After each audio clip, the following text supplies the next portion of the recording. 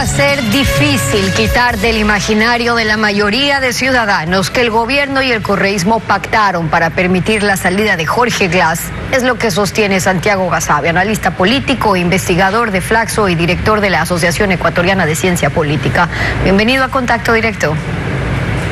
Estefi, buenos días a la teleaudiencia, un gusto estar con ustedes. Buenos días también, pero por más difícil debería ser la ruta a tomar del gobierno si no quiere perder el capital del voto que le dijo no a la impunidad, no al continuismo. Sí, debería intentarlo, no va a ser fácil por una cuestión sencilla. Los ciudadanos, el común y corriente de los ciudadanos tiene sentido común y lo que hace es vincular hechos, vincular circunstancias, y eso da cuenta que difícilmente se puede pensar otra cosa que no sé que hubo un acuerdo. Los términos de la salida del señor Jorge Glass, la rapidez con la que se tramita este habeas corpus, la respuesta absolutamente deficiente y débil de parte del SNAI, declaraciones previas de hace algunos meses del ahora ministro de Gobierno, las declaraciones contundentes de la ex ministra Vela para salir y las razones por las que sale, dan cuenta que uniendo todo este rompecabezas, el sentido común, ni siquiera tener una visión muy sofisticada, digamos, de la política, le hace llevar a pensar a la población que efectivamente existió un acuerdo. Lo que no sabemos es si el acuerdo terminó, si hay cuestiones que todavía están por devengarse mutuamente, pero me parece que al gobierno evidentemente le va a tomar mucho tiempo y va a ser muy complicado cambiar eso. Y con ese antecedente, ¿hasta qué punto puede calar un mensaje de acercamiento en la Asamblea con el nuevo ministro de Gobierno? Se ha anunciado ya una reunión con los jefes de todas las bancadas, también con la bancada de UNES, que cierto es que pesan los 48 votos, pero el costo de la trampa en la que podrían estar cayendo es aún más cara para lo que se viene. Bueno, eso es lo que se juega el gobierno, así es la política, tomas decisiones y eventualmente los costos son mayores que los beneficios o viceversa. Eso no se puede saber en el corto plazo. Quizás la relación de UNES con el gobierno, si es que existe alguna, consiste fundamentalmente en que UNES o la Revolución Ciudadana genere menos problemas en la Asamblea, no que apoye directamente, pero que genere menos problemas y menos bloqueos. Esa puede ser una alternativa. Pero nuevamente, esos costos y los beneficios habrá que ver a futuro. Expresidentes han hecho acuerdos de ese tipo y les ha ido a algunos mejor que a otros. Algunos han terminado fuera del gobierno, el caso del presidente Gutiérrez, por ejemplo. Otros han podido sortear de mejor manera la situación. Pienso en el arquitecto Durán Bazén, por ejemplo. Vamos a ver, insisto, cómo el gobierno campea el temporal, no solo en este tema, sino en otros que me parece son fundamentales y que le pueden ayudar a afianzarse nuevamente respecto a la opinión pública y que no tienen que ver necesariamente con el tema legislativo. En la Asamblea hay varios frentes. La izquierda democrática, por otro lado, aunque dice querer separar lo que ocurrió entre el presidente y Hervas, no será algo que quede ahí. Si uno de los dos miente, el precio de esas acusaciones se va a ver en una próxima campaña. Yo creo que sí, y me parece que el presidente de la República dio el primer paso, presentó una denuncia ante la Fiscalía, hizo una declaración pública.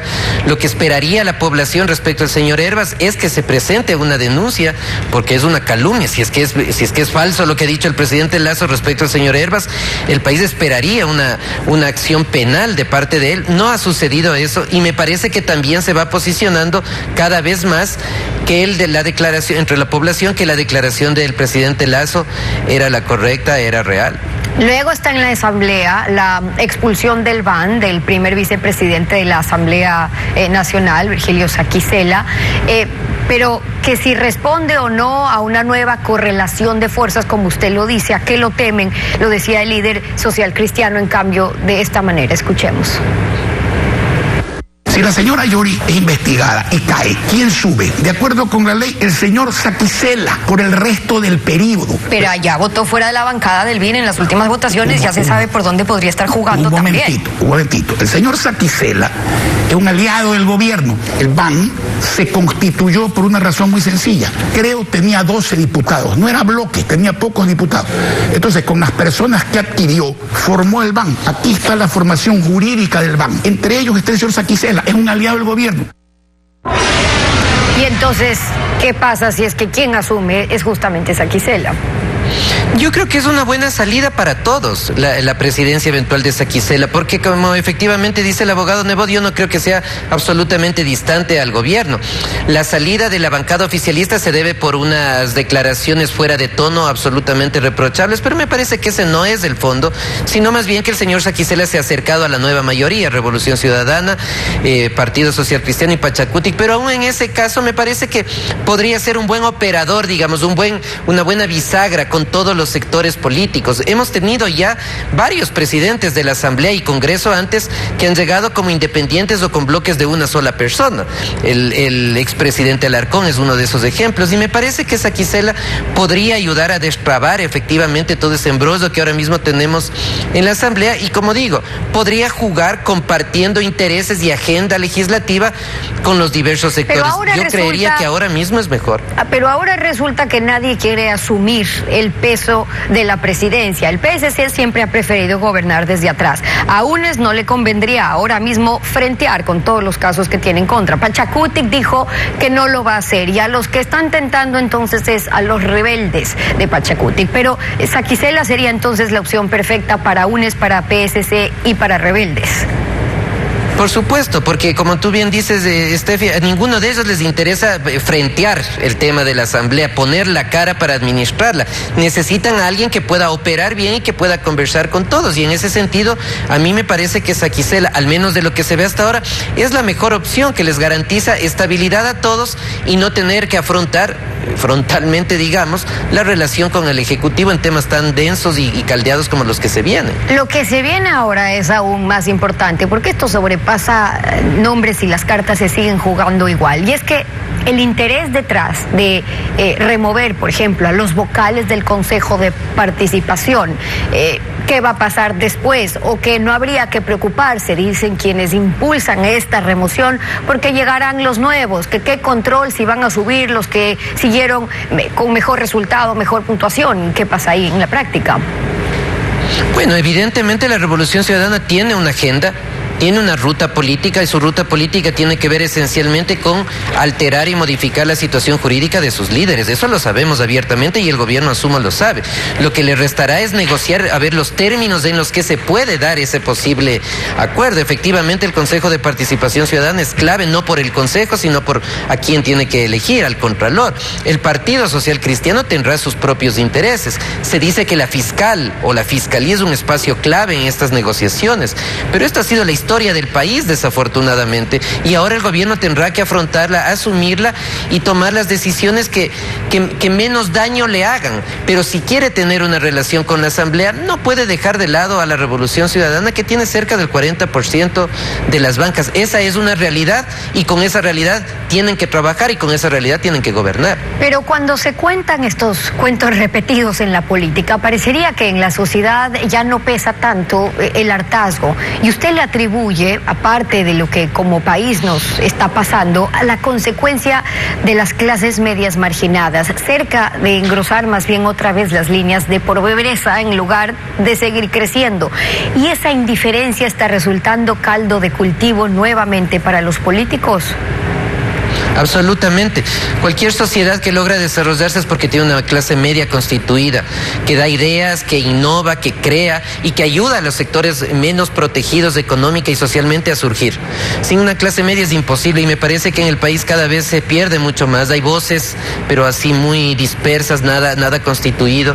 Y pienso en una clase media no en términos solamente de los profesionales, por ejemplo, no, de ninguna manera. Los artesanos, los artistas, los sectores culturales, el sector deportivo, los clubes y asociaciones ciudadanas. Me parece que eso se ha perdido muchísimo en el país y en la medida que esto siga reproduciéndose, ese hartazgo, ese quemeimportismo, que es aún peor, me parece que va a seguir ahí y nos va llevando a una situación en que los valores cívicos se están perdiendo casi por completo. Ahora ya no nos asombramos absolutamente de nada. Hemos tenido unos casos trágicos la semana pasada respecto a este tema de la piramidación, por ejemplo, del señor Nazareno, que ha fallecido en unas circunstancias absolutamente extrañas, y al pasar de un par de días ya todo el mundo se olvidó, seguimos hacia adelante. Y el problema es precisamente eso, que cuando hay desinterés por la política, quienes aprovechan de eso, cuando hay desinterés por la vida pública, quienes aprovechan son fundamentalmente los más corruptos, porque tienen más espacio para sus actividades ilícitas. Pero la sola posibilidad de regresar o encaminar años de corrupción, de autoritarismo, de impunidad, debería lograr entonces que se canalicen las demandas populares hacia esa movilidad social, esa demanda, ese hartazgo de la que sí se aprovechó más bien Correa cuando llegó al poder en su momento.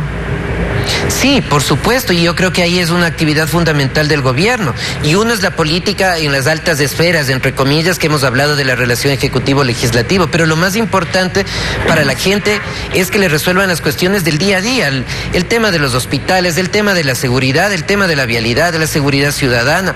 Todos estos temas son claves y me parece que ahí el gobierno todavía no tiene un empate directo con la población. Si el correísmo tiene un apoyo fuerte, importantísimo, no es por las cuestiones macro, sino porque la persona cotidiana le resolvió su problema fundamental e inmediato. Y eso genera unas lealtades y una fidelidad electoral enormes. Entonces yo creo que ahí el gobierno tiene una gran tarea por hacer. Ahora hay más recursos económicos, ojalá los aproveche en los términos que esto corresponde. Y sobre esa gran tarea vamos a hablar más adelante con el exministro Fausto Ortiz. Santiago Basabe, politólogo, acompañándonos hoy en Contacto Directo. Gracias por haber estado con nosotros. Gracias, Steffi. Siempre un placer. Buen día a la teleaudiencia. Buen día también.